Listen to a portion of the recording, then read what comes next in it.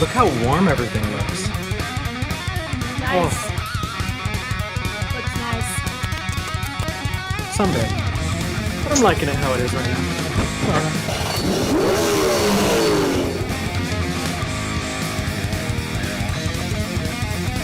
Thank you. I'm glad we're hosting.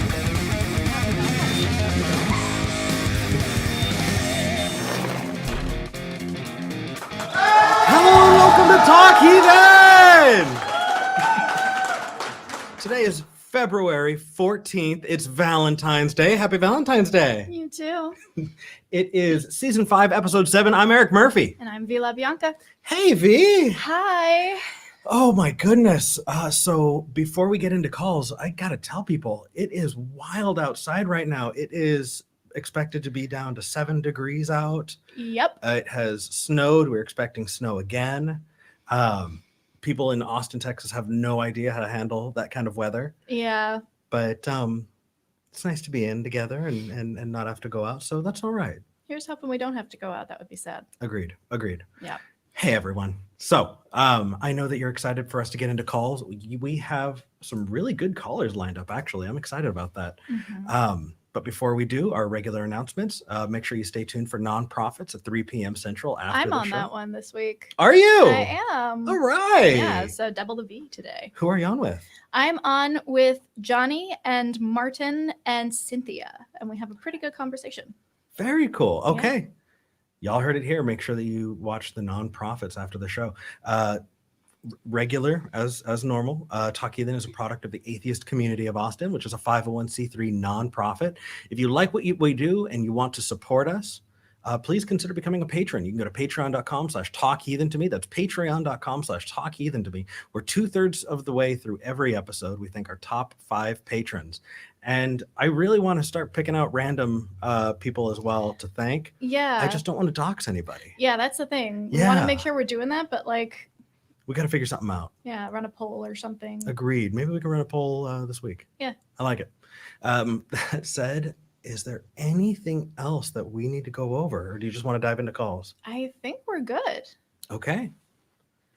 Then let's jump in and talk to Charismatic Catholic in Texas. You're live with Eric and V. What do you want to talk about today? Hey guys. Hey. Hello. Hello. Hope you guys are staying warm. It's kind of chilly outside. Yeah, doing our best. Doing our best. Yeah, What do you for want- sure. So I just basically wanted to ask a quick question. The question is, what is the best evidence for God that you've heard, and what was wrong with it? Whew. V, what do you think? Well, I have such a weird relationship with this question because there are arguments that impress me off the bat that are either new or more complex than the ones that I grew up hearing. And so in my experience, those would be what I classified as the best, just because they made me like sit up and be like, oh, I hadn't heard that one yet, or oh, that one is going to take a think. But the issue is that that's where that best stopped, because the second you thought about it more than a couple of hours, like we've had conversations about like the modal ontological argument for like 8 hours straight, like straight through the night. And by the end of it, it was completely just like, oh, well, it's just That's crap. Yeah. So, yeah, I think for me, the best evidence is evidence that makes me sit up and think things that I haven't heard a million times. And that's really hard to do at this point after being on the show for so long. But always, inevitably, what ends up happening is you think a little bit deeper about it, or you learn something on a scientific level that maybe the philosophical argument did not take into consideration, and it blows it out of the water. I agree. And I think for me, it's difficult because we need to define the God.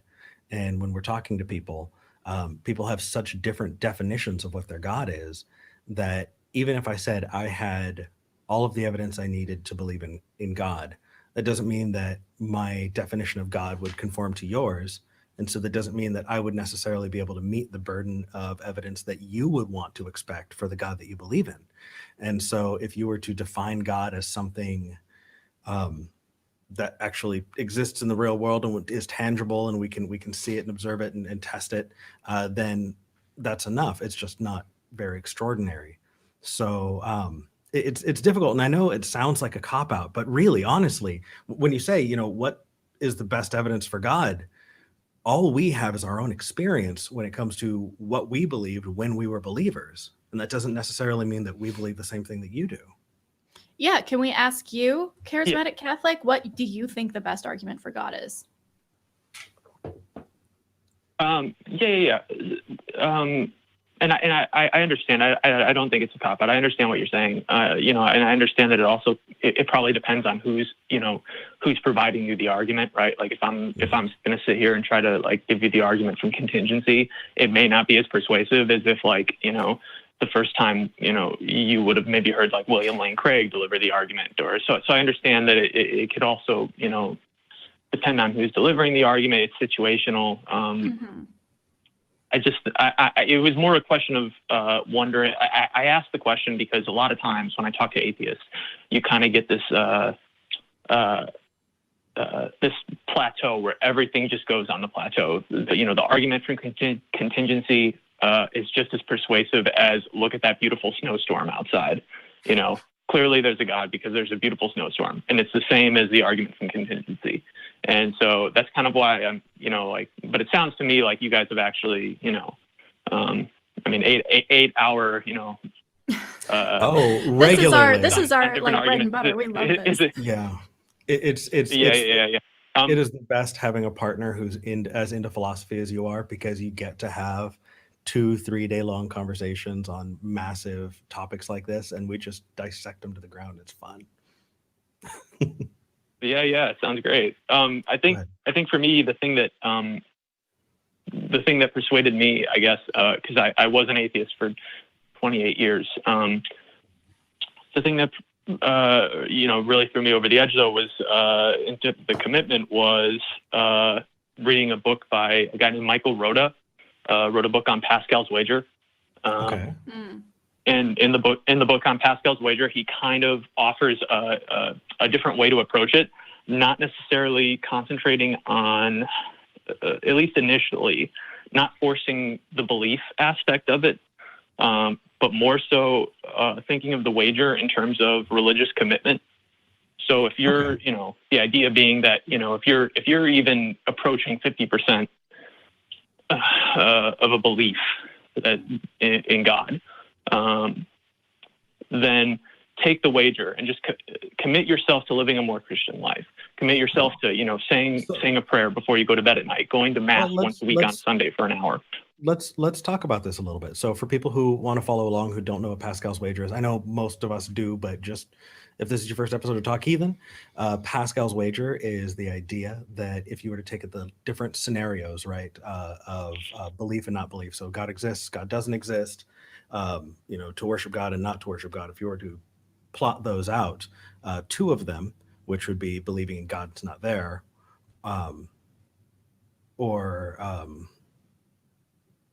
what's the other? Either is with God not being there. It doesn't matter. Right. So if you believe and you worship that God and the God exists, you have infinite rewards. Yeah. And if you reject that God and the God doesn't exist, you have infinite punishments. And because of that, if the God does exist and you reject him.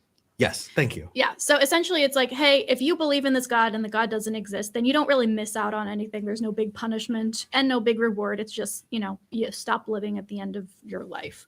And the same goes for if you don't believe in a God and that God doesn't exist. So they cancel each other out, allegedly. And then the other 2 options are either, you believe in a God and the God does exist, and then, you get reward, or, you don't believe in the God and the God exists, and then you're punished. So the safe thing to do in this dichotomy is to believe a God exists. Just in case. And I'm curious, though, Charismatic Catholic, because it sounds like I can imagine as a Christian, because I was a Christian for about 22 years before I became an atheist.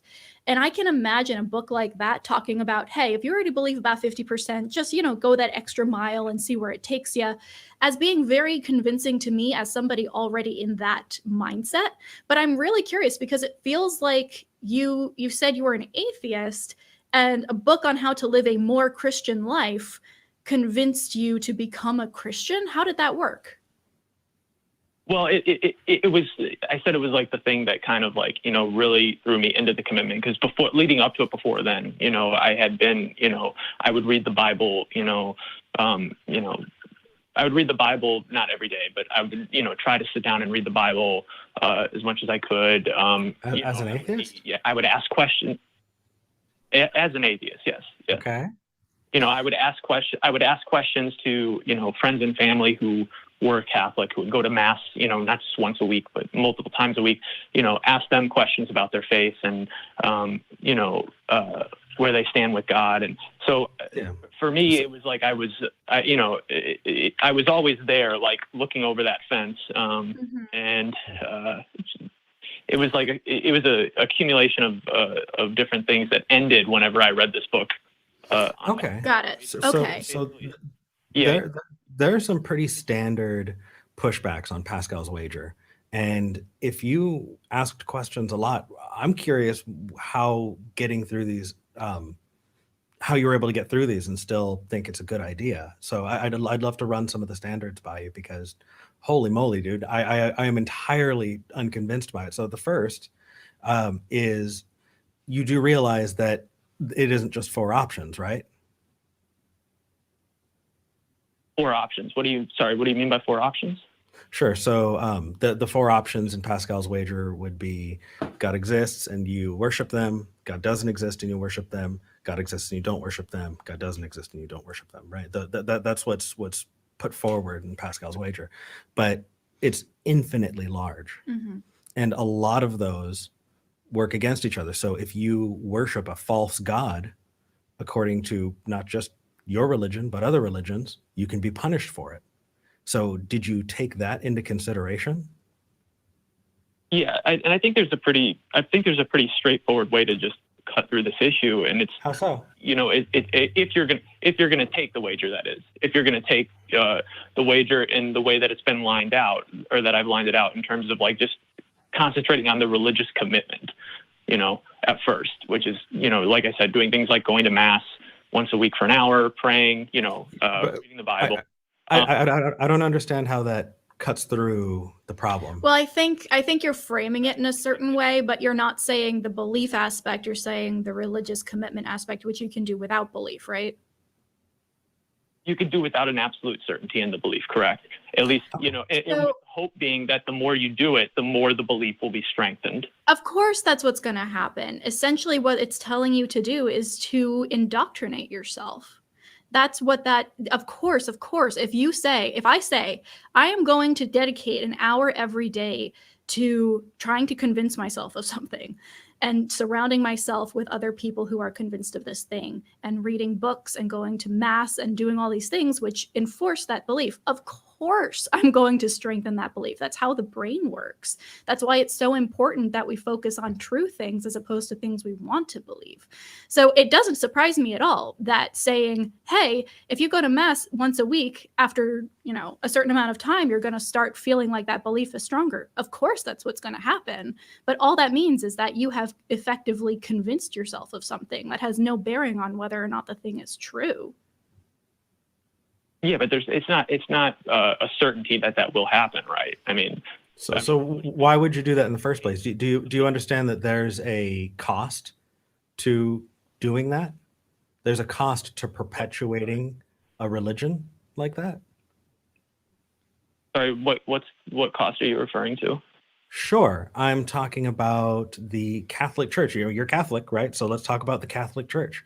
I really don't need to go too far in before we can start talking about schisms in the church. We can talk about embezzlement. We can talk about the systemic abuse of children, and then hiding those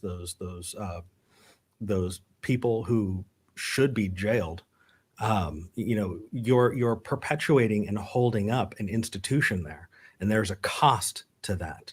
There's a cost to teaching your kids about heaven and hell and scaring the crap out of them about this hell idea without any evidence that hell exists. Not allowing. I honestly think there's a massive cost to the heaven idea as well, making people think that they're going to get to see their loved ones again. I think that they should live this life. They should understand that you only get the one shot, so don't wait to tell somebody that you love them. Don't wait and go, well, I can just make it better on the other end. There are costs to all of those things. It's not just a null, well, I'll just do it because why not? There's a massive cost. There's sectarian violence, huge, wars that we've had in the past, and I no doubt will have in the future, is because of people perpetuating these institutions of religion. So, and even going back to the just leaving all of that, which, all of that is valid, the cost is your time. You only have a certain amount of time on this earth, whether or not you believe in a second earth or a second life.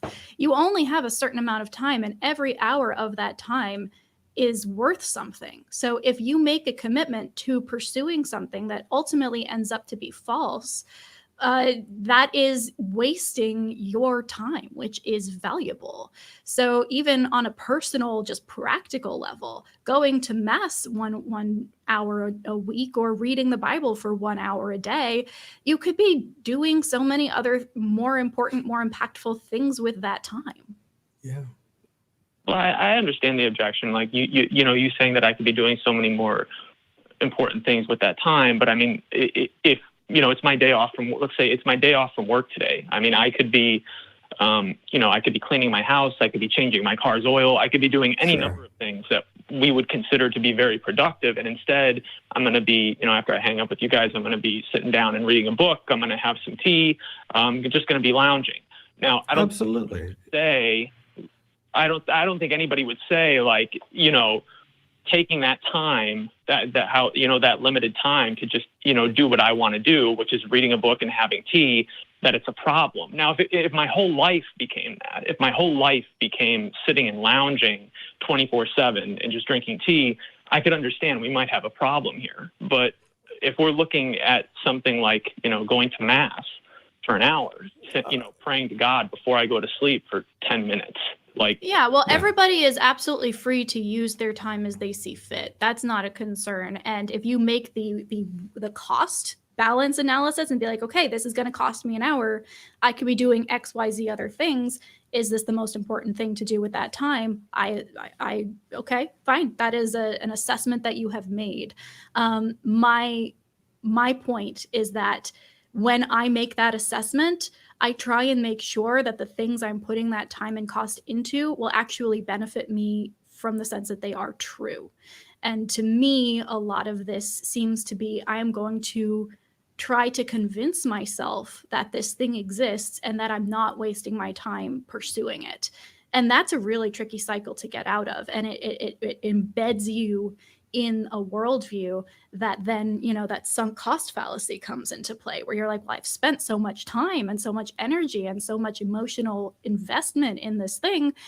What happens if I realize it's not accurate? What happens next? And then you're more likely to stay in something that isn't true.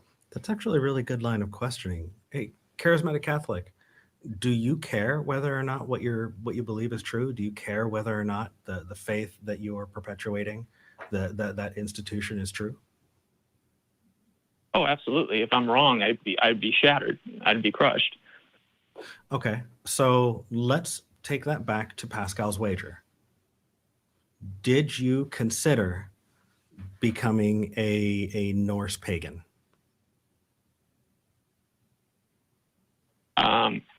I would say that I did not, because the way this is kind of getting back to what I was going to start earlier with, the way that, the straightforward way I could see of just cutting through the issue of, whether or not I should consider being a Hindu or a Norse pagan. And that's just committing to the God or to the religion that I think is most likely to be true. And that's how did you come to that determination? Mm-hmm.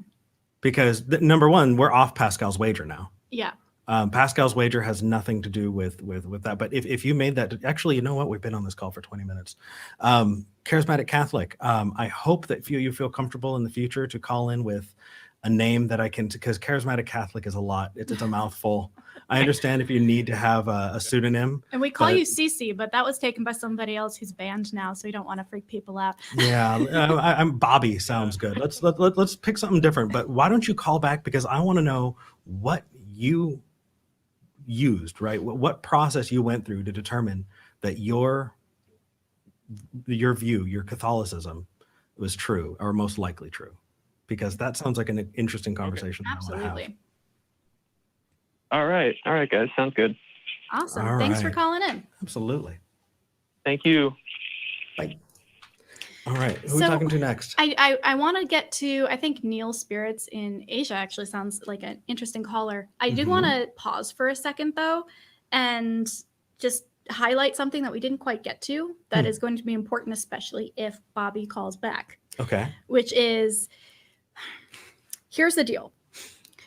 Christians and evangelical Protestant Christians, and it seems Catholics, have this idea that an atheist is somebody who grew up in the faith, reads the Bible, asks questions, goes to school, is indoctrinated into this, and they're not quite passionate about it, right? Maybe they have doubts. Maybe they, could care less.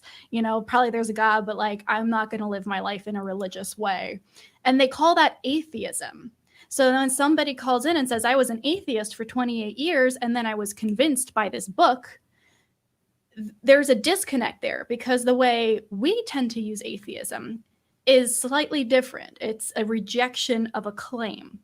And so it seems to me that a really good chunk of these conversations could be made a lot simpler by ensuring that when we talk about atheism, we are using that, at least a similar definition, because of course, if you are indoctrinated and surrounded by this religion and are just not quite passionate enough about it for your fellow community members, and you call that atheism, you're going to be very confused why my atheism is not equally compelled by the evidence you brought. Yeah. So I think that that's a larger conversation to continue having, especially if Charismatic Catholic or Bobby does call back in. I entirely agree. You're right. The baggage that we bring in has so much to do with what we get out of it. So you're right. You're absolutely right. Who are we talking to next? Let's talk to Neil Spirits in Southeast Asia. Wonderful. Neil, you're live with Eric and V. What would you like to talk about today? Hey, Eric, V, yay. Hey. So you called in once before. It's been a while since we talked. Could you give us a refresher if it's relevant? If not, what do you want to talk about today? Oh yeah, I just want to share that I have a claim of spirit existence based on a personal experience. Yes, I know that is a weak evidence and based on a tribal practice and neuroscience, but the thing is, I support atheism a lot. So atheism is a position, is very, very nice position. It's a pure position, which is you guys is a lack of a belief, which is actually do not have a kind of a existence of a spirit. So yes, I just wanted to share about spirit existence based on my personal experience and then my tribe practice of cannibalism and animism, something like that, before Christianity entered into our island. Back then, about 200 years ago. So we got a couple things there, and we're definitely not going to be able to get to all of them today. But it sounds like a lot of that is contingent on a dualist view. This idea that the mind and the body, or the soul or spirit, as you're calling it, and the body are two separate things. So can we start there? Yes. Yes, Okay. you can call it a spirit as a ghost thing, or yes, dualism, Cartesian dualism, or philosophy of mind. Yes. Okay, sounds good. So let's nail down, because I know what my body is. I don't know what my soul is. So where is my sense of humor? Is that in my body or my soul? Yeah, exactly. So if you I'm asking you which one it is. Is it body or soul? It is body or soul. Well, there is a separate things between a spiritual body and natural body. So that's the thing. Yes. So being a Yeah. human being, there consists of two items: natural just said body that. and a spiritual body. Just said that. If you're on a script, we need to step away from the script. So, question: I'm trying to nail down what the spiritual body that you're talking about is, what qualities it has. So, we're going to use me as an example. My sense of humor, is that my spiritual body or my physical body? Yeah. The claim is your spiritual body is actually dual with natural body. So I understood. I need you to answer the question. I want to make sure that you're listening and not just waiting for your turn to talk. Yeah, the answer is just that. Spiritual body dual in natural body, attached into Okay. natural body. But if you let's try another thing. How about my memories? Yeah. Are my memories in my spiritual body or my natural body? Your brain is natural body. Okay, perfect. So none of my memories are going with me, with my spiritual body, correct? None of your memory. Yes. Okay, perfect. How about parts of my personality? Are those in my spiritual body or my natural body?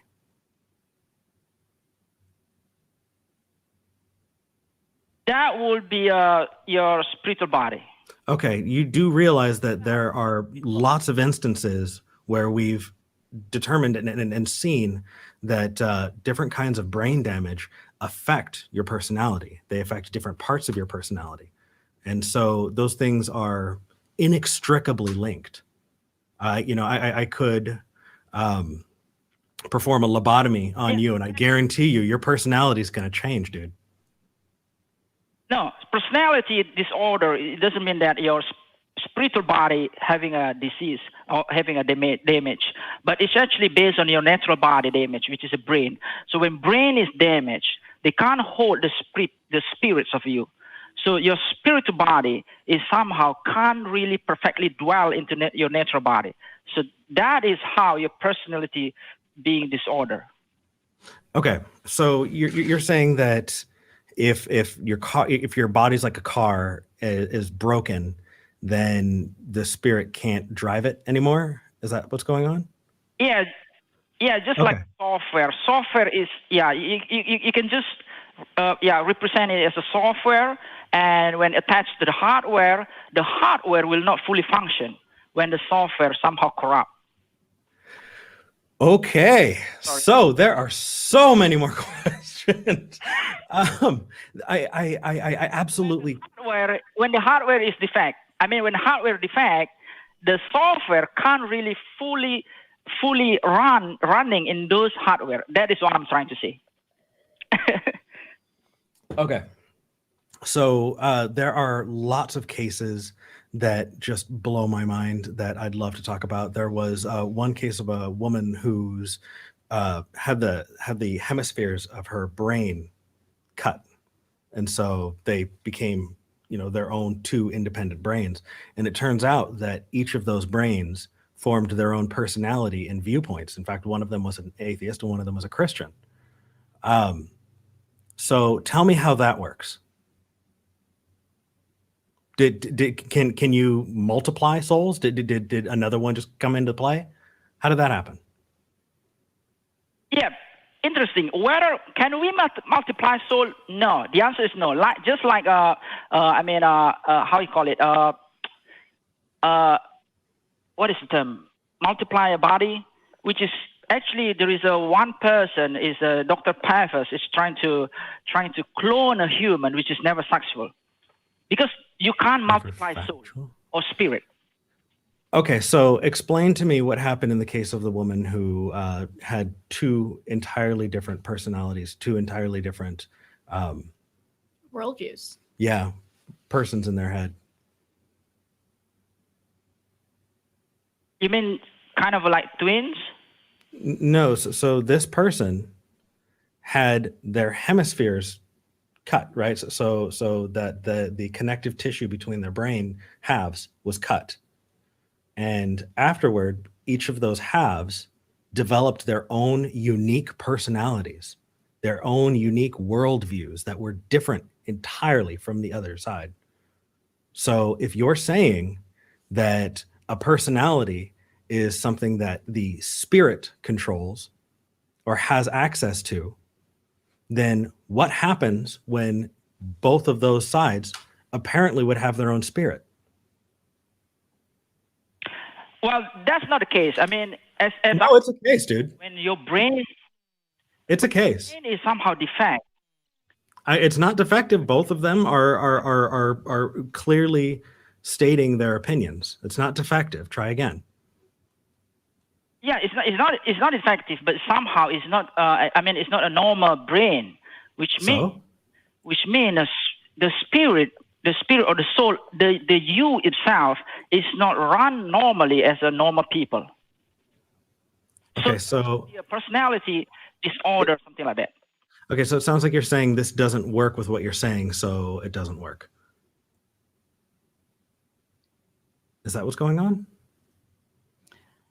No. V, what do you have to say? The brain. So what I'm saying is the brain is, whether the brain is functioning perfectly or not, that will be represent your personality, whether being disorder or in a perfect being, in a perfect personality like normal people. So I think So your spirit. So we talk about spirit, but actually, what I'm saying, I think what we are talking right now is actually more focused on neuroscience. But my claim is actually more focused on the spirit existence based on my personal experience about ghost experience and a tribal practice that we deal with demon spirit and cannibalism back in 200 years ago.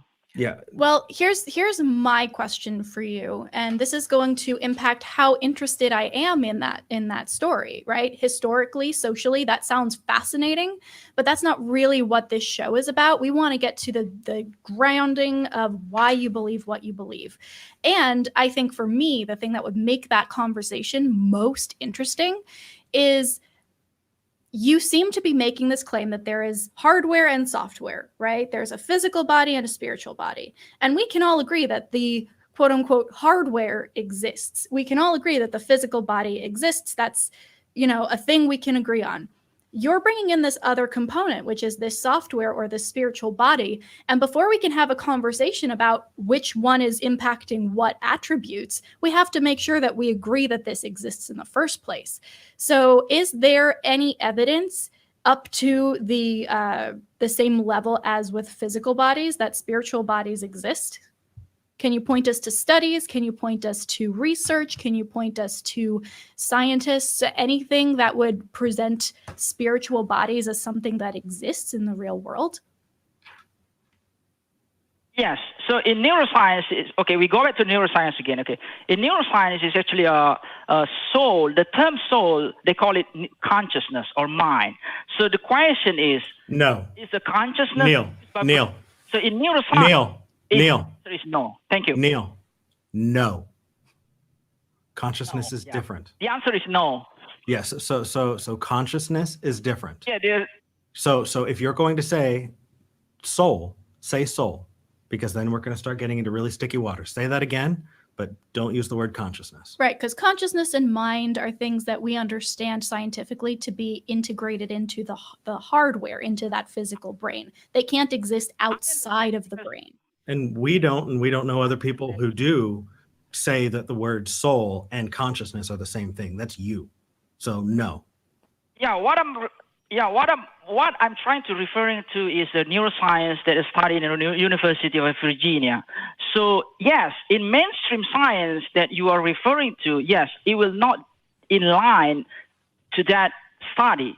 But those studies talks about the observation, analyzing whether mind is produced by brain or not. The answer is no, based on their study. So if you asking me, can you point at where is the science talk about these kind of things? That is one of the department is actually studying about this kind of NDEs, near-death experience, past life memories, where trying to observe the people in the hospital during a clinical brain damage. Absolutely. I highly advise you take a look into the skeptic movement and take a look at what James Randi and that entire group of amazing people has done to debunk that bullshit. Because it is bullshit. And I hope you take the time to look into it. So really, let's. I know James Randi. I talked to him. When? Before he died. Yeah. Okay, so James Randi is actually trying to because I highly suggest you look into that because I highly well, I'm going to get sucked down a rabbit hole there, and I'm not going to allow it. I do want to get back to what V said, and that is if you walk into your living room and it's a mess and it wasn't beforehand, when do you assume that it was gremlins? You don't, because you've never seen a gremlin, you've never experienced a gremlin, you have no reason to think there was gremlins.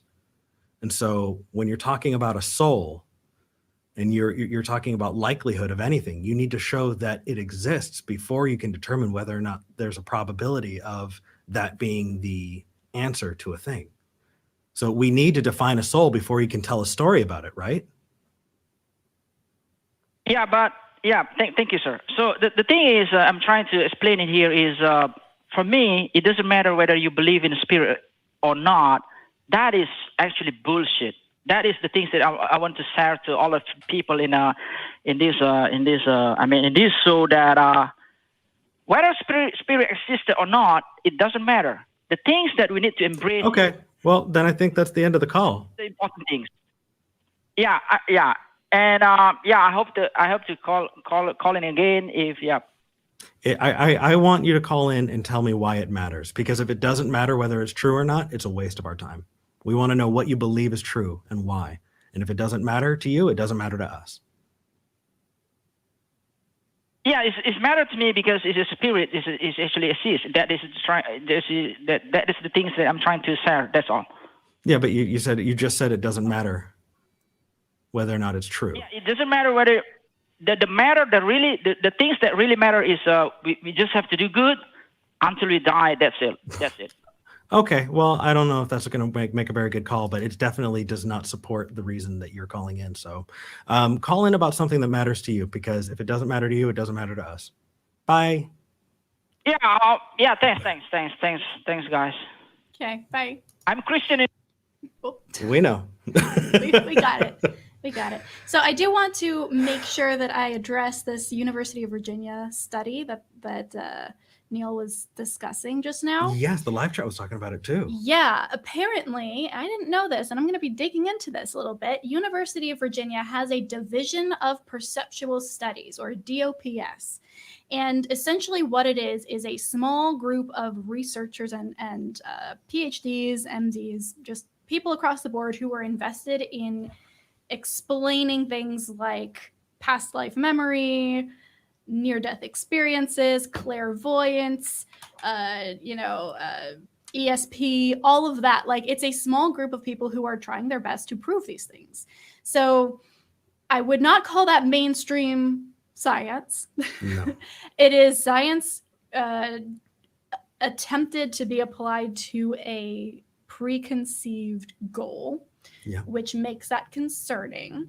And yeah, I'm going to be doing some more research into this group, and if they are indeed, like, it's frustrating to me. This is the official University of Virginia School of Medicine website, and this event that they're pitching for DOPS is talking about mind beyond brain, children's past life memories, near-death experience, contemplative, mindfulness, meditation, yoga, and how it impacts the supercognitive abilities of someone. God. Yeah, it's science fiction. It's men who stare at goats is what it is. Yeah, essentially.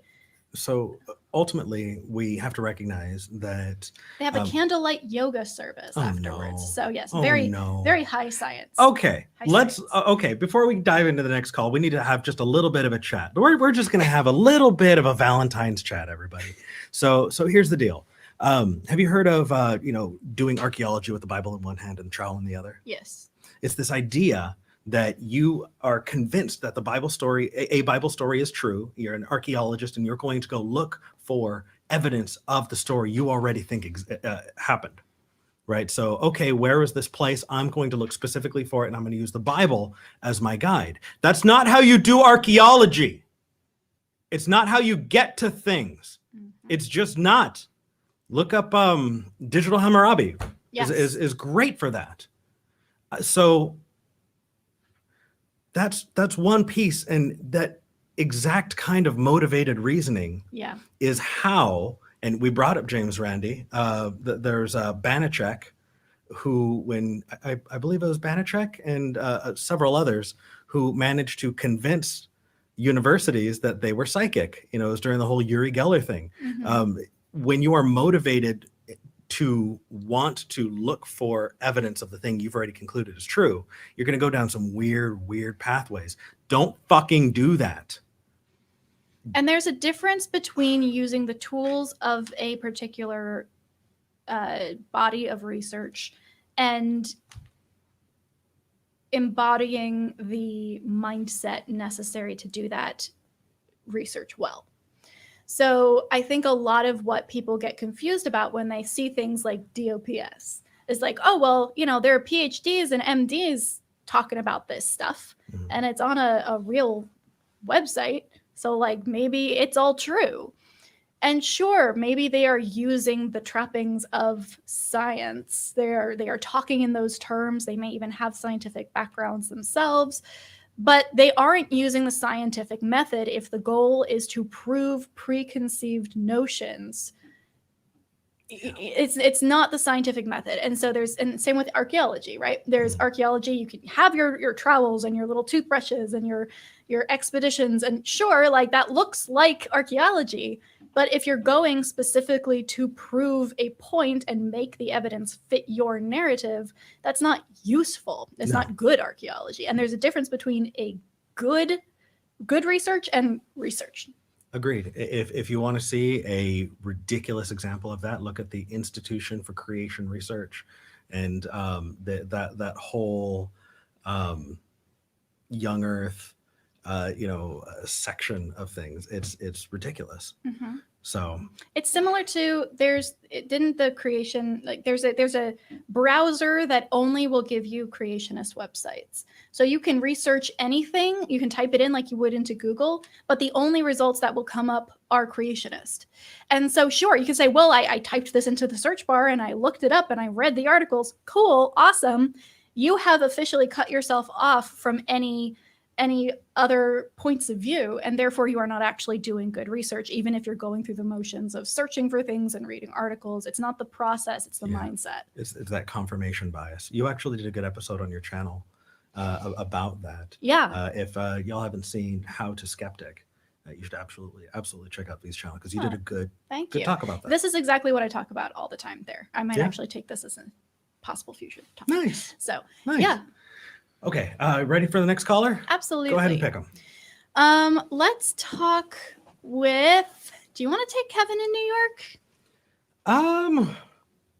Why not? I feel like it's going to be a short conversation based on this. Oh, we're talking about. Yes, I do. Yeah. Okay. Yes. All right.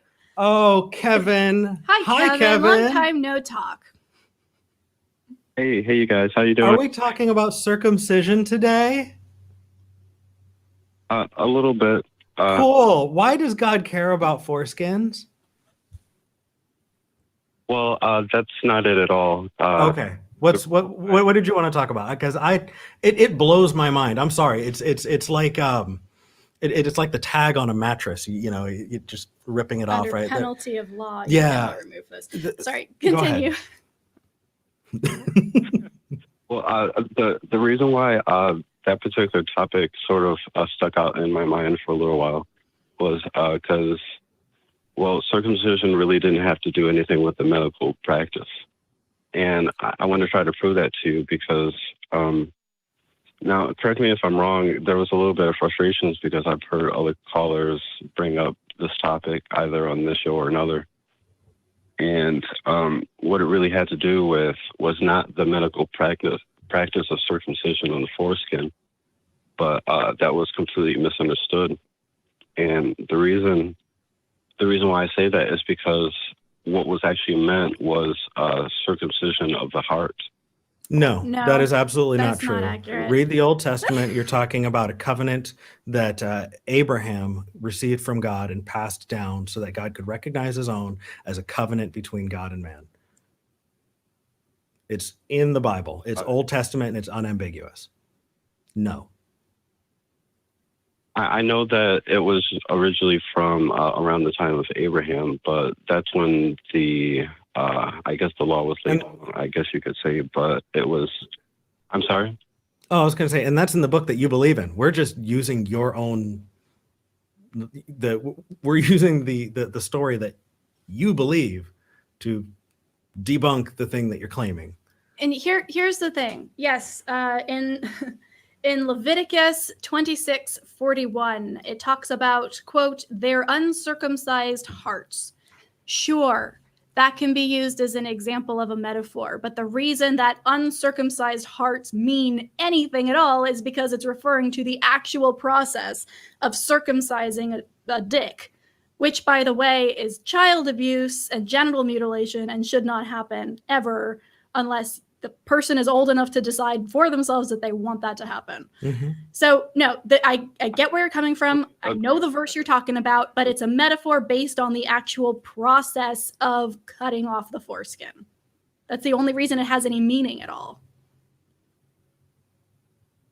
I agree with you, but I mean, I want to remind you guys that there was frustrations that I had that when this topic is brought up, there's always the exclusion of information.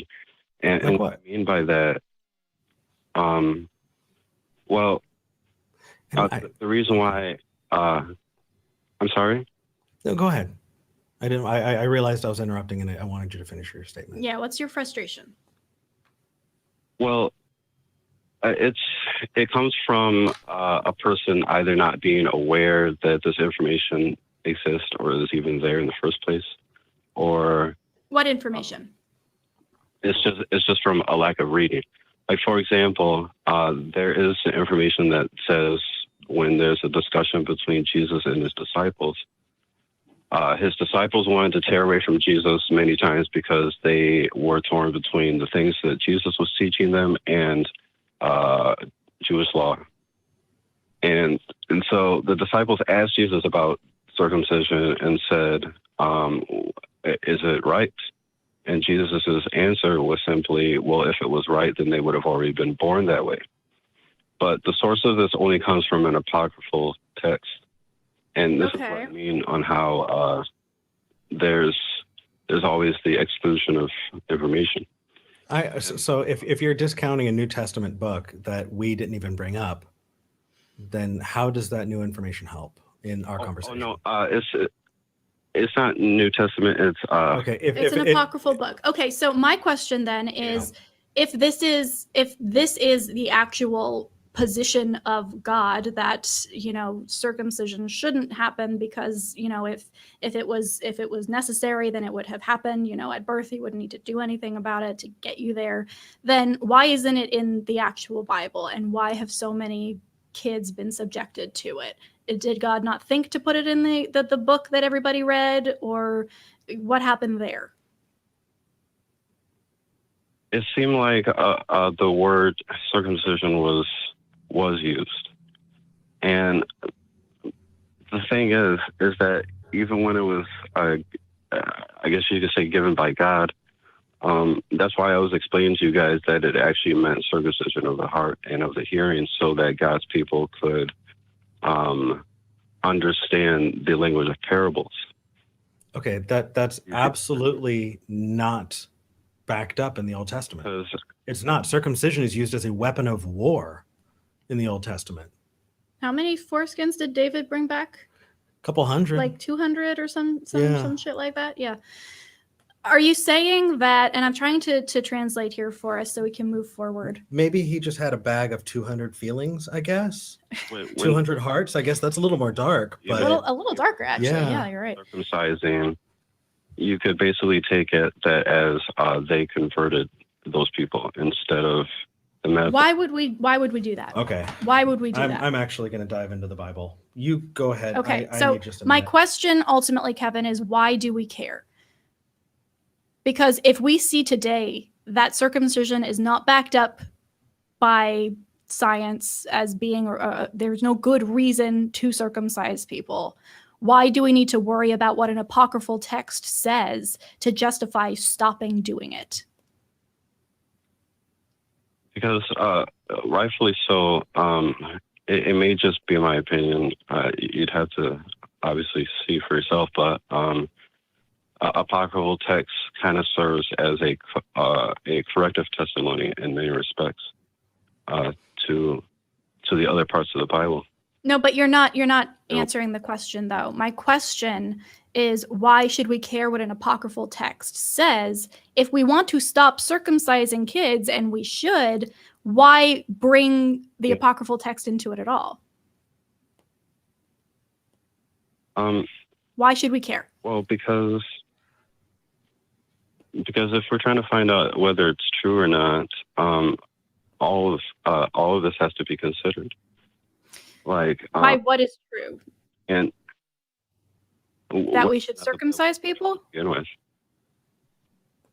That's part of it, yeah. But I'm maybe I'm not following. Like I just said. But yeah, like I just said, I mean, it's an apocryphal source that Jesus said that it's clearly wrong, and that if it was right, then So God apparently changed his mind. So what I'm going to refer you back to is Genesis 34, unless you have more that you want to wrap up first. I mean, you can jump in. I have final thoughts, but let's continue with this first. Okay. Genesis 34 is you have this entire story about Jacob and Esau, and you have this woman Dinah who is raped by a people of this town. The brothers, I believe, went to the town and said, you know what, we want to form this relationship. We want to do trade with you. We think you're good people, but we need you to become circumcised first, because we need you to have that covenant with God if we are going to engage in trade with you. And so they went and they circumcised all the men. And then while those men were in pain, healing from their penises being cut, not their hearts changing, but specifically from mutilating their own genitals, they went in and slaughtered the people of that town as retribution for the rape of their sister. That is not, how do you get circumcision of the heart from that? By the way, I think that's an amazing Valentine's Day clip. The circumcision of the heart. I feel like there needs to be something around that because it's just beautiful. That's actually kind of amazing. I want to write a song. But Kevin, how do you square that circle? Well, it looks like I've got more reading to do. But I mean, I specifically was, I did have the story of David and Abraham in mind, in which it says Abraham circumcised from his household 18 and 300. That's a lot of skin. That's not a happy day. No, it's just like I said. I really don't think it had to do with circumcision. It had to do with conversion. And okay, read Genesis 34. And call us back and tell us what you think. Because that's the story that immediately goes to my head. Because circumcision as a instrument of war is just not something you forget. It's brutal. It's two-faced. Okay. It's terrible. Yeah, do some more reading and call back, not just with your opinion on that, because we want to hear that, but also why we should care what the Bible says about circumcision. If we want to have a conversation about circumcision, and I think we should, I think it should be a larger conversation than it currently is, why bring the Bible into that at all? But that's a conversation that we would love to have, just Absolutely. not on this call. Kevin, thank you for calling in. All right. Well, thanks for taking my call. Absolutely. Have a good rest of your day. Peace. What do we got next? Oh my gosh. Let's see. Let's go to Nick in Tennessee. I'm so bad with state abbreviations, so I'm No. always like Nick in Tennessee because I don't know for sure if that's. I've made the mistake a couple of times. Yeah. It's been bad. Nick, you're live with Eric and V. What do you want to talk about today? Yes, I would like to talk about the difference between atheism and antitheism and why a person shouldn't choose antitheism as a label. Okay. Yeah. Go ahead.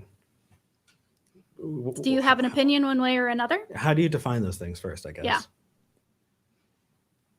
Well, I think antitheism, and I've been looking it up recently just to make sure, but it's kind of the opposition to the idea of a God or religion or whatever, as opposed to like the lack of belief in it, I guess, that atheism entails.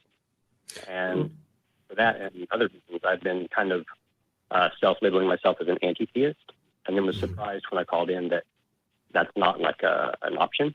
You know, like they ask, are you a theist or an atheist? I was like, I don't know. Well, so I don't think those are mutually exclusive positions. I think that you can be an atheist and an anti-theist. And really... Technically, you could also be a theist and an anti-theist. Oh, I've met those Yeah. too. Absolutely. So yeah, I think that anti-theism is its own conversation apart from the belief part, right? The belief element is, do you believe that there are gods or do you not believe that there are gods? And that's atheist or theist. Anti-theism is its own position for sure. And, you know, has positive and negative effects, I think. I think there are areas where I would call myself an anti-theist. But I've also experienced pushback from that because there are people who feel like it's not talking about theism, but rather other theists. So the way you say it, like I am an anti-theist, that almost makes you sound like you are anti-people who believe in a God, which is not helpful for conversation. No, but anti-theism, the idea that you should be against, I've heard lots of people say I'm against organized religion. And when I hear somebody say I'm against organized religion, that registers to me as anti-theism. Right, and that's kind of where I fall. So that's, I don't know, I guess that's how I would label myself. So I was just wondering why like you said, they're not mutually exclusive. So Yeah. Yeah. I mean, and also there is more nuance there as well, right? There are organized religions that cause a lot of harm that don't have God beliefs. And there are people who believe in a God who, for all intents and purposes, are very progressive, socially engaged, wonderful people who find motivation in that belief, true or otherwise. So I think that anti-theism will get you a certain amount of... People will understand, I think, where you're coming from if you say you're an anti-theist. But there will also be a lot of assumptions made about you using that term. So if your goal is to express that you are angry at religion and you think it's better off not existing, then yeah, anti-theism is a great word to use because that's what that conveys. But if you're interested in having conversations with theists where they're not on that defensive and, you know, already upset at you just hearing that, then maybe it's, you know, tactically better not to use that term. But that depends on what you want to do with it. If it's just a personal identifier, absolutely go for it. I think that it's a reasonable position to hold most of the time. I think that if your goal is to communicate with other people and present yourself as kind of an emissary to your opinions, it would be better if you were to ease into it. But that's just me. Mm-hmm. Okay. See, I am, I guess, by inclination, a confrontational person in this regard. I was raised very religious, very fundamentalist, very evangelical, you know, and deconverting. Yep, you're among friends here. Yeah. Yes, y'all's stories are very similar to my own, actually. So I get that. Yeah. So I don't know. I struggle a lot, which is another thing that I wanted to talk about if we have the time, with anger over those like religious indoctrination issues and the stuff that I see being done and passed on to my siblings, right? Yeah. Which is why I want to use that label, because I do want to have that conversation, because I live in Tennessee, right? The Bible Belt. Everybody around here just kind of accepts that things are the way they are. Yeah, it's the second question people ask you. What's your name? What church do you go to? Right. And being able to say, like, I despise church and, you know, would never attend one again, I think is yes, it's confrontational, but I think it shows people that there are people who have been hurt, who oppose it, and who have good reason to, and they can be like, well, that's a strange response. And I know it may be too much, but I don't know, fuck them. Well, Yeah. I mean, that's a phenomenon, dude. Yeah. The angry atheist is a stereotype that we have to fight because it happens so often. Like, it's based in something that actually happens when you find your way out. A lot of times that is a thing that people go through, is that anger. And I don't want you to think that just because we have a certain approach that you're unjustified in feeling that way. You are entitled to your opinion, not just your opinions, your feelings, and those feelings are valid. Yeah. So as you experience them, that's okay, but just know that this is not the time while you're going through this. This is a time to focus on you. This is a time for you to shore up those things. And this is a really good time for you to dive in, because when you're this angry, dude, you have motivation. That is a perfect time to read up on all of the things that you had been lied to about, but just you're not going to convince people. If the goal is to convince people, it's not going to happen when you're angry. If the goal is to burn bridges, I wouldn't recommend it. I'm not you. And if that's something that you want to do, you're an adult and you get to do what you want to do. But I would recommend waiting until you have a cooler head if that's the decision, because a permanent thing like that, it will be just as permanent when you're not as angry. That's yeah. I was talking with a coworker of mine, and he said anger is fine to inspire an action, but it shouldn't direct or guide the action. I was like, that's it. Okay, yeah. Yeah, I like Very that. well put. That I is like a that. really well put discussion, and actually something. It's a conversation we spent over an hour on. Me and another co-host on a new podcast. We were talking specifically about anger, and one of the things I do want to make sure we're talking about here is: do you have a right to be angry, Nick? Abso-fucking-lutely you do. You are justified in that anger, and you are justified in being angry at the people who have lied to you and at the organization that has allowed that perpetration to happen. The only caveat I would leave you with is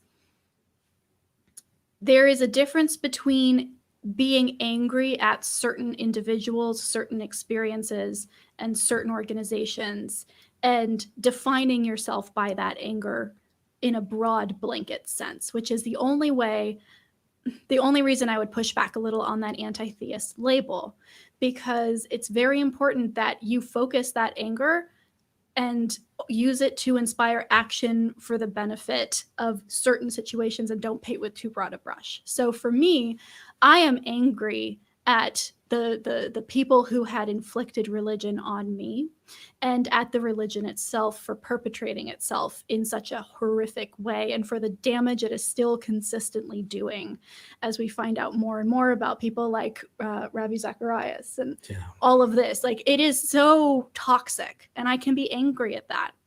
But if I were to say I am an anti-theist, that would include people that I've never interacted with. That would include religions that I have no idea about, that I have no personal investment in one way or the other. Do I think they are true? No. Am I angry at them? Also, no. So I want to make sure that as we're having this conversation and validating that anger, because it is necessary to get through that and to experience that in order to get to a better place, painting your identity with that anger is possibly detrimental to building a better understanding of the world. So as you go through this, maybe think, are you anti all theism in the same way that you are anti your religion? If so, that is a good title to use. If you are only angry at your religion, then call yourself anti-Christian. Or Christianity, not Christian. Exactly. Yeah. There's one more piece that I know we're giving you a whole lot. I hope you watch back and are able to take as much as you can from this. But one last thing, and it's it definitely helped me. Dude, most Christians, most believers honestly believe it. They're not trying to lie to you. They're victims as well. they're convinced of a thing, and a lot of people are going to live their lives convinced of that thing, and they're going to perpetuate it, not because they want to perpetuate a lie, but because they are genuinely convinced that what they're doing is not just true, but the right thing to do. And so getting mad at them is getting it doesn't address the system that put them there. You know, it is that theism, because they're victims as well. You know, could you imagine a believer who maybe, you know, put you in that place and that you feel angry about? Could you imagine them leaving religion and being angry themselves? Because if that's the case, then you were never angry at them. You were angry at what they were perpetuating, and you have every right to that. I think it's a mix of both. Like I have like family issues that give me a personal sense of anger about myself and my siblings and the things that I endured as a like homeschooled fundamentalist Christian, right? And there is a kind of broader like social anger, I guess, at the continued mistreatment of children by the Catholic community or of the LGBT community by the church here. Just so many religions have been harmful, and like to a certain extent, I positively believe that no gods exist, which I know is like not the definition of atheism, because so some people call that hard atheism. It definitely depends on how you're going with that, but that might be biting off more than you can chew, and that's an entirely different conversation. But I think we covered a lot of ground on this one. Yeah, I think we're going to need to move on. But Nick, if we leave you with anything, it's use the label that will work for you to get you to where you need to be. And if that's anti-theist, then think about it, do that weighing on your own. And if you decide that that's the term, then that's the term, and cool. And let us know how that goes. Yeah. But as you're thinking about this term and as you're weighing it against that anger that you feel rightfully, think about if theism is really what you're angry at, or if it's harm, right? Is it manipulation? Is it stupidity? Is it, there are so many attributes there that deserve your anger just as much, if not more, than theism itself. So that would be my takeaway. Ooh, here's a good way of putting it. Nick, you've gone this far identifying yourself and putting a label on yourself for other people. You finally got away from that. So don't start now. If what you're doing, what you're deciding for yourself, the label you're choosing for yourself is for those other people, you just got away from that. You don't need to pick that up again. I don't think that's necessarily what I'm doing. I think I'm trying to find a label that accurately describes kind of the feelings and thoughts that I have. But thank you both for your time and for the call. Yeah, absolutely. Good question. Thanks, Nick. Take care.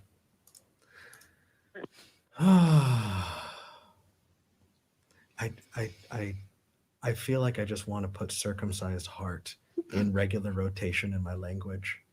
You know, I've circumcised my heart today. Have you? Oh my God. It's not going away. I feel like an uncut heart is like, has got to mean something in that context. I mean, but I think a cut heart's more aerodynamic, really. It's just more streamlined.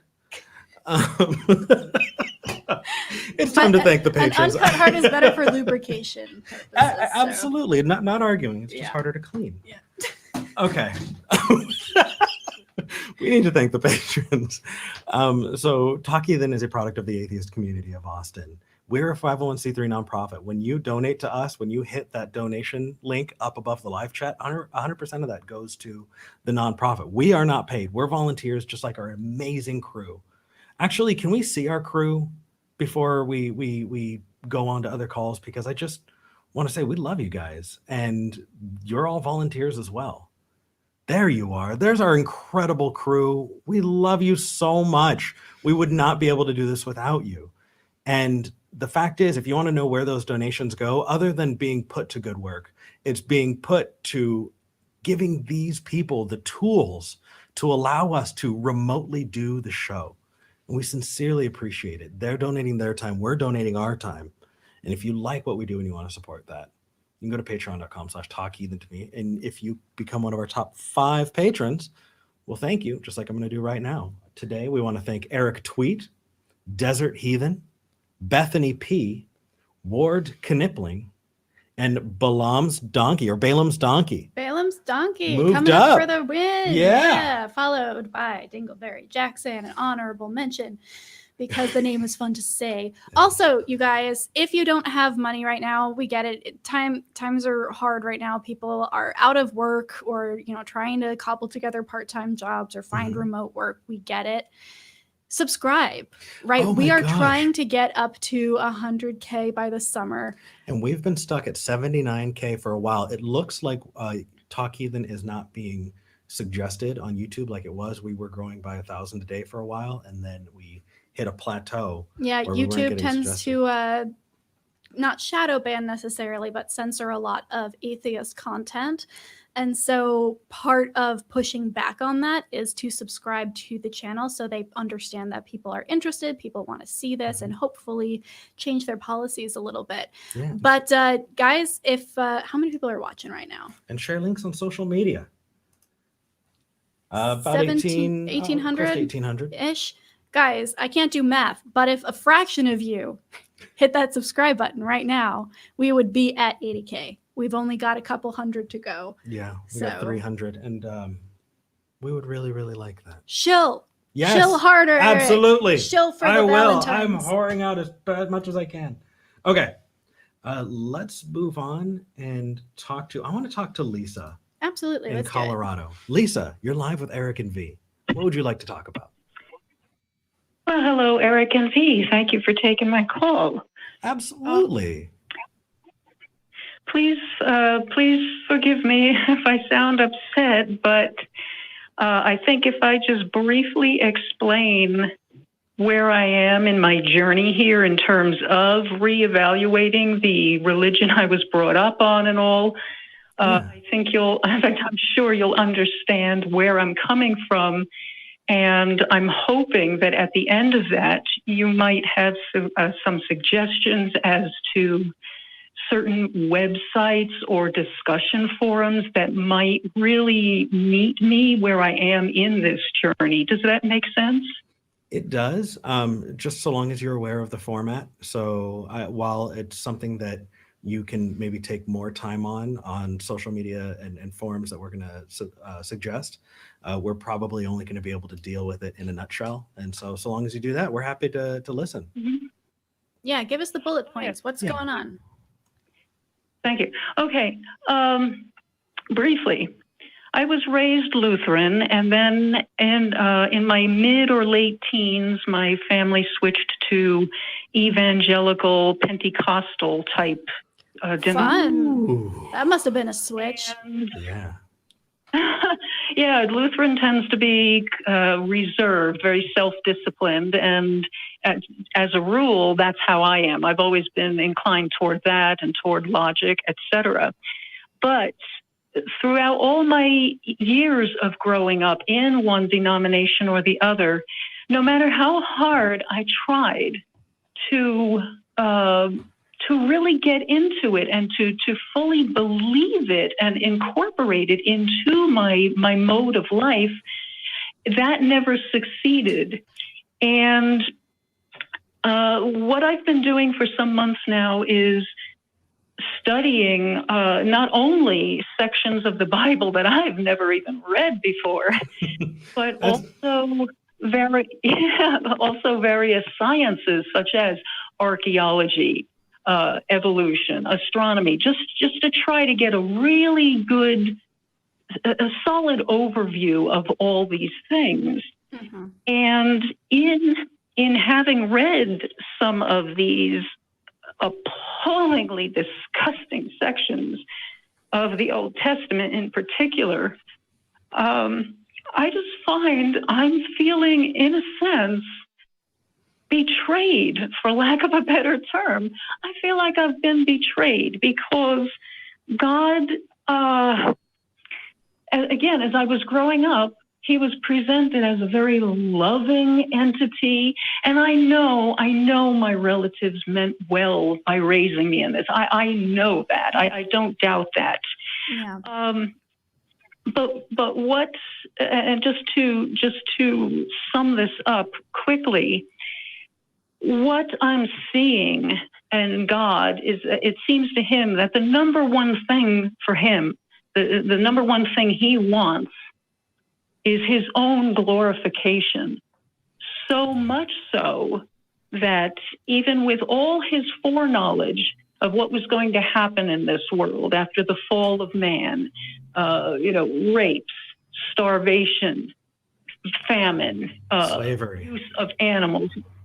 Right, abuse of animals or experimenting on them, which is one of the issues that is just super close to my heart.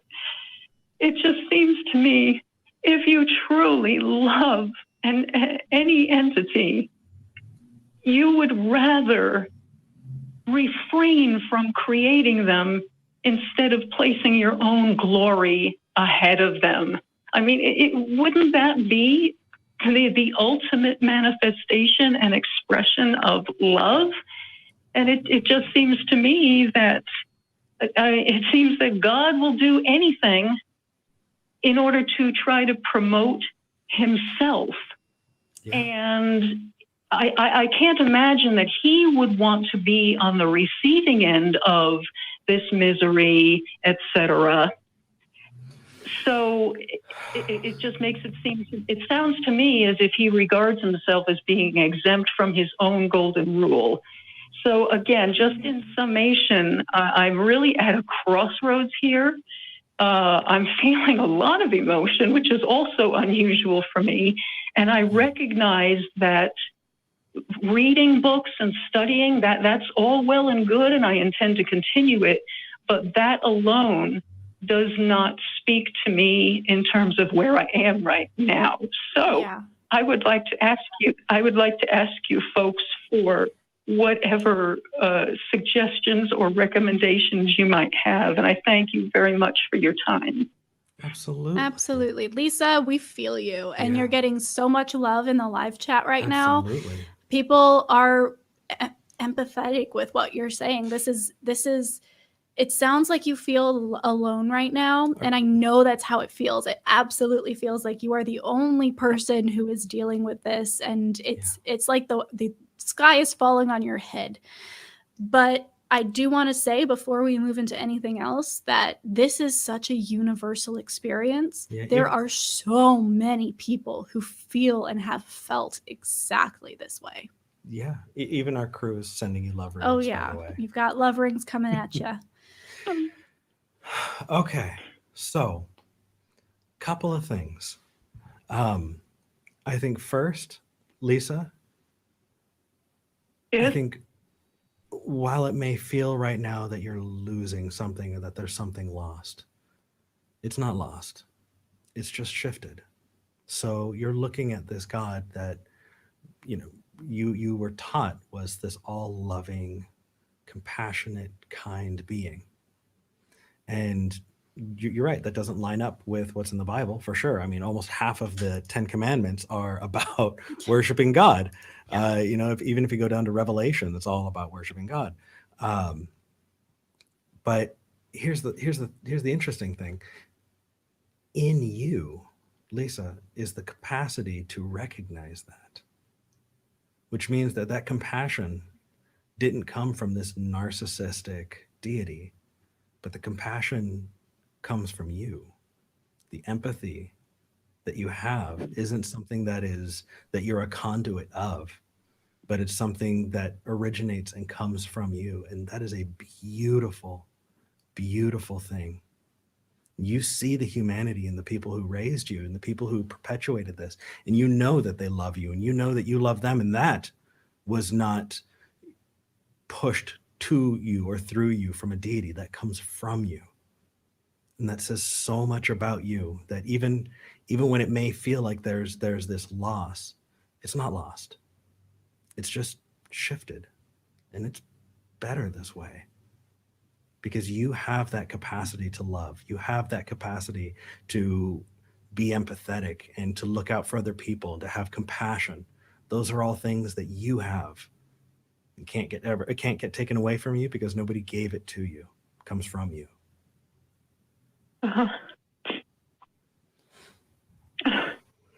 Oh, thank you for that. Yeah.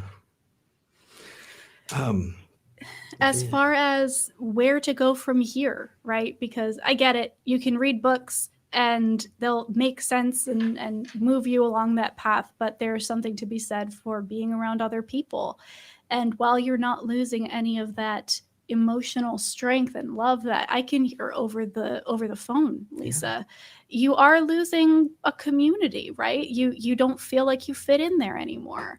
And that can be really hard. So we want to make sure that you're getting that community elsewhere, because guess what? It is possible to find community Damn straight. and love and friendship and chosen family outside of a church, outside of a religious group. One of the most insidious lies that religion does tell us is that if you leave your church, you do not get to have community anymore. And that is absolutely not the case. Yeah. So the first thing I would say to do, and you may have already heard us talk about it, especially if you watched the show before, but the Recovering from Religion Foundation has a hotline project. Mm-hmm. And you can either call, like you've called us, or text or chat with somebody on the other end who will talk you through this. I like to say it's like prayer, but somebody on the other side actually is talking to you in real time and actually exists. So if you ever have a question or just feel like you're all alone, that is a place where people like us, atheists, people who have deconverted, people who want to help, are always waiting to talk to you. And just so you know, that they're not licensed therapists, they're peers. It's a peer support thing. And, you know, that may be something that when you're looking at this on the back end, you may want to volunteer for. There's something incredibly cathartic about being able to provide that for other people. There are a few others, though. They're being linked to in the live chat. But so you mentioned recoveringfromreligion.org. There's also the Secular Therapy Project that does have licensed therapists. Yes. I see a link in the chat that I haven't checked before, howweletgo.org. I'm going to be checking that out. Oh, I actually collaborated with them. You did too. It's that that animated video that Anthony Magnabosco and you're right. Yeah. That was good. Yes, that's also very, very useful. And I also want to stress we have the Secular Therapy Project specifically is so valuable because it talks about something that a lot of other therapists don't talk about, which is religious trauma, right? And that's a very specific kind of traumatic response to a very specific experience, which is growing up in a religion and losing that religion. It's not something that you're weak for experiencing. It's not something that is just in your head. It is a real traumatic experience that you're going through right now. And secular therapists on the Secular Therapy Project will understand that and come with solutions and with help, understanding that that's a real thing that you're going through, which can be very helpful because a lot of other therapists, might not even know that that's a real thing yet. Yeah. So there's that. And then there's also our stuff on the ACA. We have a Talk Heathen Facebook group run by fans of the show, people who have called in, people who watch every week. Good community. Absolutely the best people there. We love them. There's the Discord, which is a little tricky to figure out sometimes, but still a great place to hang out. Yeah. And then there's also the subreddits for our shows. But it's not just in the atheist community because you don't need to be in this realm to have a place to belong. That might fit you and it might not. And if it doesn't, we have been creating these things together for a very long time. How about hobby groups? Find something that you love and you're going to find people around who love that too. And when you do that, you build those relationships, and they're not founded on a religion. They're founded on a shared passion for a thing. Mm-hmm. And those are also valid communities that you're absolutely entitled to. You're welcome to. And I hope that you can find one of them that you like, because you deserve it. Me too. Thank you for these marvelous suggestions. I somehow knew today was the day I needed to call this show, and I'm glad my call got through. Thank you. I'm glad you called too, Lisa. Yeah. And we wish you the best. If you have other questions, if you come across something that makes you think and you want to share or ask more for more advice, we are always here. We want to talk with you. So give us a call back. Yeah. Okay. All right. Thank you very much, folks, and have a good afternoon. You You as too. well. Yeah, because there are so many people who are watching this who aren't calling in who also need to hear that. Exactly. That's that. And people who are going to be hearing this for years in the future. There are still people who find calls Mhm. from when Talk Heathen first started. Yeah. And that's one of the other benefits of having this is Lisa's call, whether or not she meant it to be, is now going to be a resource for other people like her who are going through that same thing. I love what we do. It's really, really I cool. really love it. I think we have time for one more caller, actually, because we want to make sure we wrap up in time to get to the Discord, right? You're right. You're right. And make sure that we are in Discord with time so that we can watch the nonprofits that you're going to be on. Yes, exactly. Okay. So who are we going to talk to? I want to talk with Ryan in LA as our Okay. last caller. So to our German caller, do we want to take them on Discord or do we want to have them call in next week? Because I love the conversation topic. Absolutely. I think that if they want to come over to Discord, we can absolutely talk with them there or call in next week. Either or works for me. There's a Star Trek analogy. I want the world to have this. Okay, but let's go on and talk to Ryan. Absolutely. Ryan, you're live with Eric and V. What would you like to talk about today? Hey. Hello. I was hoping to talk about trying to get value out of religion without necessarily believing in any supernatural beliefs or anything like that. I was raised Christian, Mm-hmm. and I found my way out of that probably whenever I was 16 or 17. And I don't know, in reading about Eastern religions at least, and some with Christianity and, Abrahamic religions, I find that I can gain value out of different concepts or ideas without necessarily, believing anything supernatural like a God exists or whatever.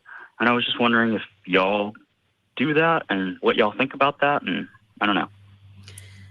Yes and no. I think that we have the ability to extrapolate useful information from a whole variety of sources.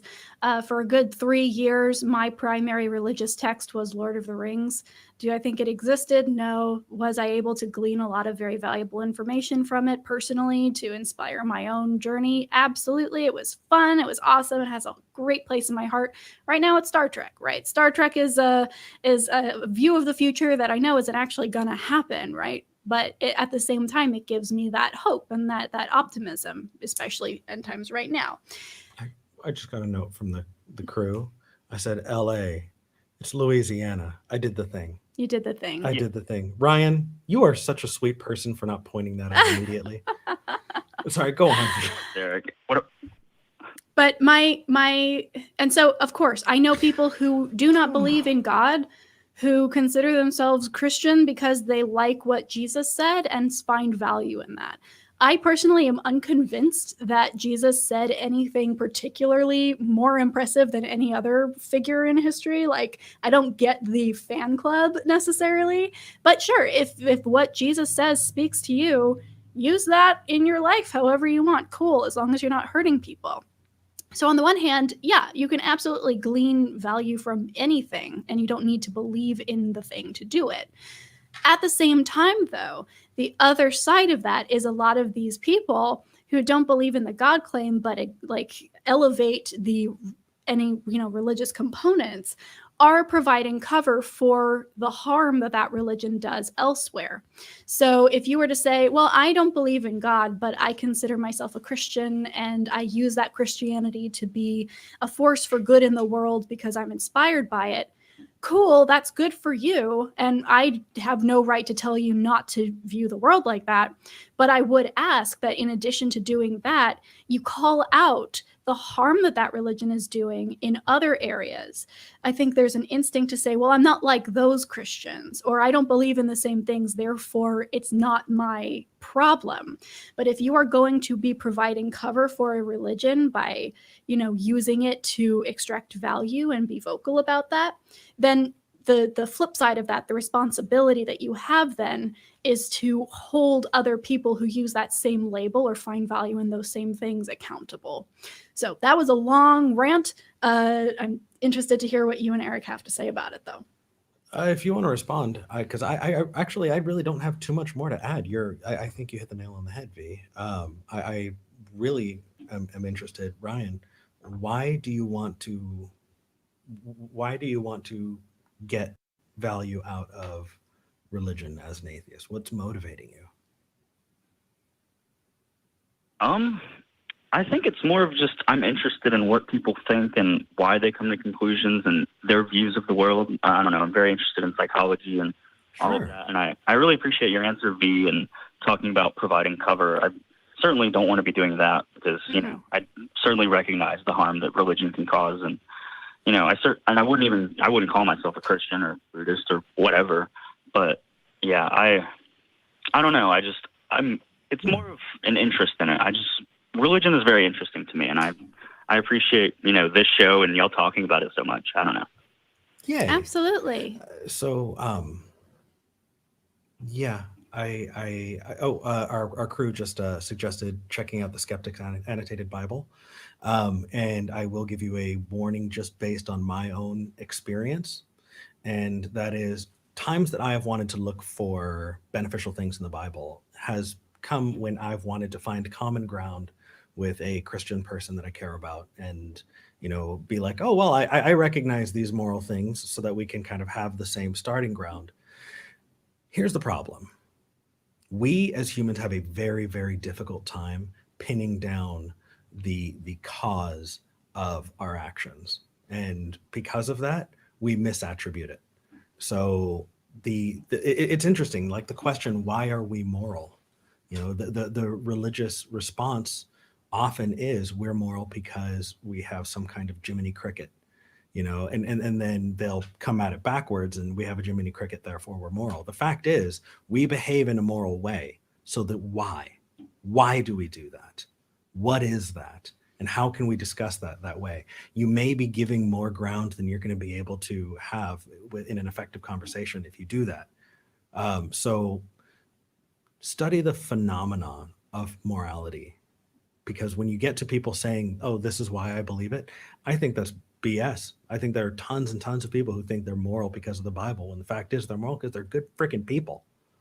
And they don't give themselves enough credit. And because of that, I don't trust the conversation in that direction most of the time. Okay. That makes sense. Thank both of you for your answers. I really appreciate it. Absolutely. Thanks for calling in, Ryan, from Louisiana. And not LA. And not LA. Well, I feel like my heart's been circumcised. Oh God, that's never going away, is it? Happy Valentine's Day. No. Love you. I love you too. With all of my uncut heart. More aerodynamic this way. Anyway, so it's that part of the show. This time flew by really, really fast. And I do want to talk to our person in Discord. So we're going to scoot over to Discord. Perfect. But before we do, let's wrap things up. Let's start by throwing up some love rings. Some rainbow void bubbles. Rainbow void. Oh, by the way, if you were the person who called in talking about Satanist, conspiracy, call back. Oh my God, I was crawling out of my skin. I was so excited to hear that call. Oh, if you believe in the satanic panic and that kind of wildness, that you did really well, by the way. Okay, now 1, 2, 3. Psych crew. We set you up and then went on a fucking tangent. I know, it was so good. You did a good job though. Thank you for the love rings, guys. Always do. So before we sign off, let's take another look at our crew. It is so cold out. We're all doing our best to stay safe. We're glad that we're all. Aw, Look, guys. look at those lovebirds. Yeah, this show wouldn't happen without you, and it's not fair that we're in front of the camera and all of the work you do is behind it. Because everything that you do, we're volunteers together. We're doing this together, and getting to work with all of you, getting to know your families, getting to know each of you has been wonderful. And as we get more volunteers, I can't wait to get to know more of you. But they're sending love rings back. We love you guys. Thank you. And for all of you who are supporting that, this is what you're supporting. We're volunteering. You're helping us keep the show on. All right. You ready? Yeah. Okay. Whether you believe or not, COVID's not going away, not anytime soon. And 2027 is the deadline that the CDC officially has announced. So okay. we've got a couple more years here, guys. Stay with us. Be safe. We're sticking together. We're going to stick this through, damn it. And I cannot we cannot thank you enough for those of you who are putting yourselves in harm's way to keep society running. I was thinking about truck drivers and how little credit they get for, keeping the grocery stores, stocked. I'm sorry. It's just like just picturing you sitting somewhere just thinking about truck drivers. I did. Well, you know me. Yeah. But whether you believe or not, what we're trying to say is thank you. You're doing your job, and we're going to do ours. We're going to get the vaccine as soon as we can. Yes. We're going to wear masks. We're going to wash our hands, and we're going to limit our. We're going to double mask it. It more than doubles your protection from COVID particles if you double mask. So, double mask. All right. For those of you who don't believe or who are in the process of deconverting and going through a lot right now, we're so glad you found us. Yeah. It's tough. We get it. We really do. It may seem like the most solitary thing that you have to go through. It feels like it's alone. And we just hope that this show can help you recognize that you're not alone. We're glad that you made it. And it doesn't matter if you watch this show live today or 10 years from now or 15 years from now. You're here. Yay! Welcome. But for those of you who do believe, we don't hate you. We just think you're wrong. See you next week.